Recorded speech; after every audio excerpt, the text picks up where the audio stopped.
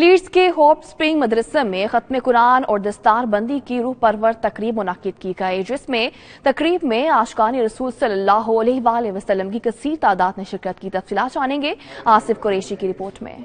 قل هو اللہ احد اللہ الصمد لم یلد ولم یولد ولم یکن له کفوا احد۔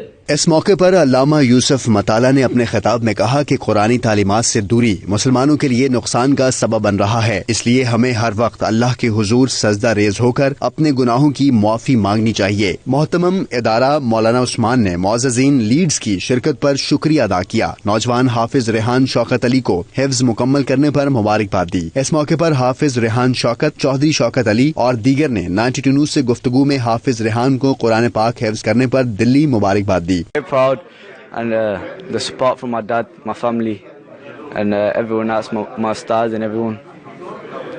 Just love that all of them lot that supported.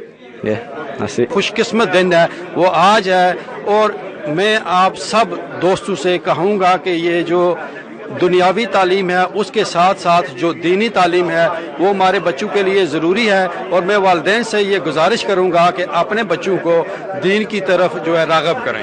دنیاوی تعلیم سے پہلے دینی تعلیم، اور دینی تعلیم ہو تو اس کی وجہ سے دنیاوی تعلیم میں ہم بہت زیادہ انٹیلیجنٹ ہوتے ہیں بچے۔ الحمدللہ اس نے قرآن پاک حفظ کیا اور بڑی محنت کی شوکت صاحب نے اور اس کی فیملی نے، تو ہماری طرف سے بیٹا ریحان کو اور اس کی فیملی کو بہت بہت مبارک جی۔ تقریب میں لیڈز کی مسلمان کمیونٹی کی کثیر تعداد نے شرکت کی۔